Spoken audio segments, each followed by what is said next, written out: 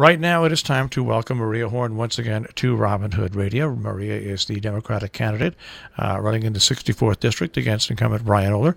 Maria, good morning. Good morning, Marshall. Thanks for joining us this morning. My pleasure. And my congratulations to NASCAR Dave, by the way.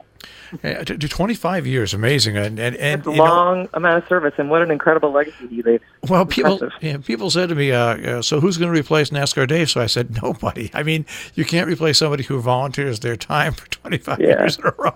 I mean, until the next person walks in the door and wants to do that commitment. He's just an amazing resource for the tri-state region. So congratulations to Dave as well. So now, I guess congratulations to you. You've got one more day. It appears like you've made it through the campaign season. I am still standing. Yes, we're on election eve. There was a period there when I felt like I was living on coffee and leftover Halloween candy for the last few days. But now it's election eve. It's pretty exciting. And I don't believe people really understand how tiring and what you have to do really to get elected to political office. I mean, and that's why a tip of the cap to people that do this, because you put your life on hold, and if you win, you put your life on hold, and if you lose, you've already put your life on hold, and it's hard to get back to where it was. Really, it really is the ultimate in public service. It is. I mean, I have to say that I've gotten as much out of it as I put into it, so I feel really rewarded by the process.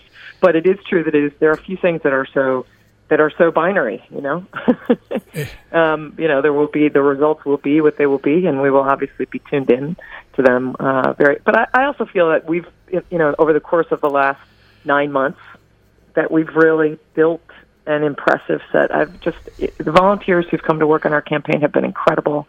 All kinds of people who've never done this kind of thing before, never knocked on a door before, never made a phone call for a candidate before, and they're participating. And once you start doing it, it's sort of addictive, and because you feel part of the process and you feel ownership in it. And I think that will last. So that feels good.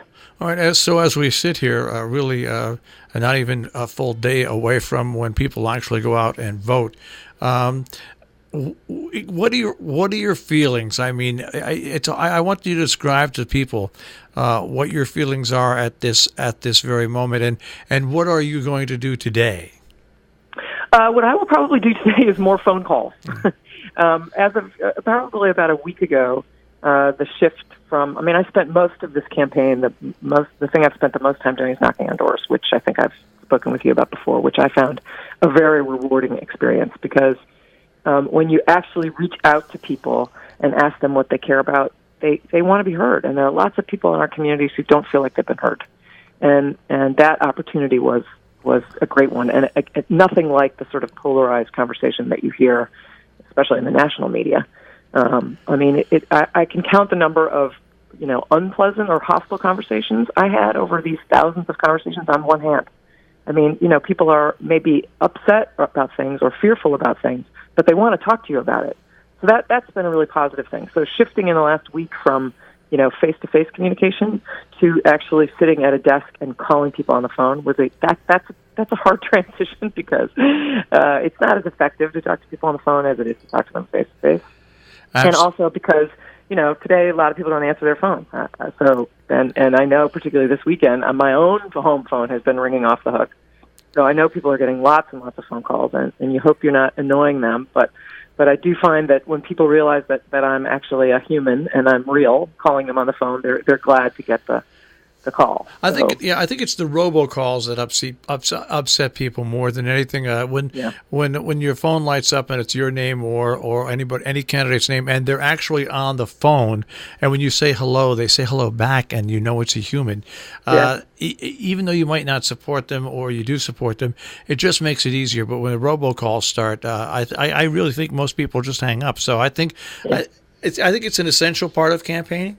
And I think it's probably one of the more boring things that you have to do after being out on the road for so long. Yeah, and it's what happens now, especially the last couple of days. I'm going back and forth between, rallies where there are lots of enthusiastic people around and there's excitement and energy, to sitting at a desk by myself talking to people's voicemail. So it's, switching back and forth between the two can be challenging. But. All right, so we've got about a minute and a half to 2 minutes, maybe 3 minutes left.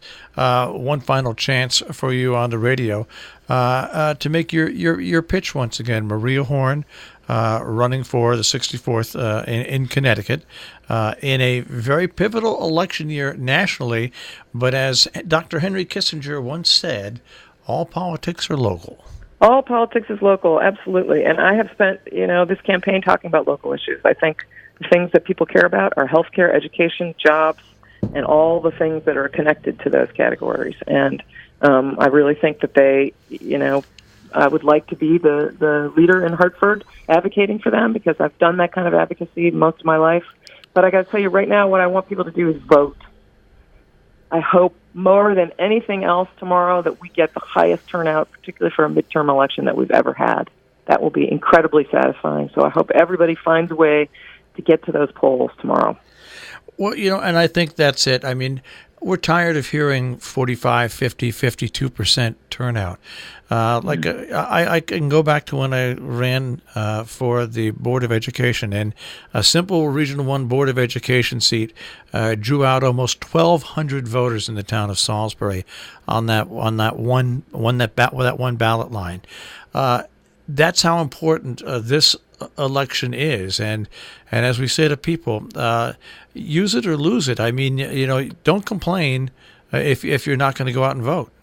Yeah, and if everybody shows up, we don't get the kind of polarizing results that people will complain about.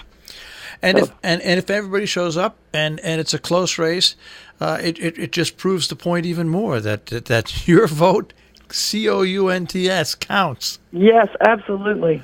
Well, like I said, for 9 months, I give you all the candidates the utmost respect and thank you for caring about it enough to say, you know what, I'm going to run and I'm going to offer differing opinions, and we'll see what the public decides. Really, congratulations, and win, lose or draw. Is there a vacation in your future after this? Well, I think I'm going to go visit my daughters. That'll be in college. That's definitely on the card. All right, Maria, thanks for joining us this morning. Thank you, Marshall, for all you're doing. All right, take care. Take care. Maria Horn, once again here on Robin Hood Radio and Equal Time, because it was a beautiful surprise yesterday when Brian Older showed up with NASCAR Dave, and I was on the air with him, and we try to do the right thing around here and spread it all around.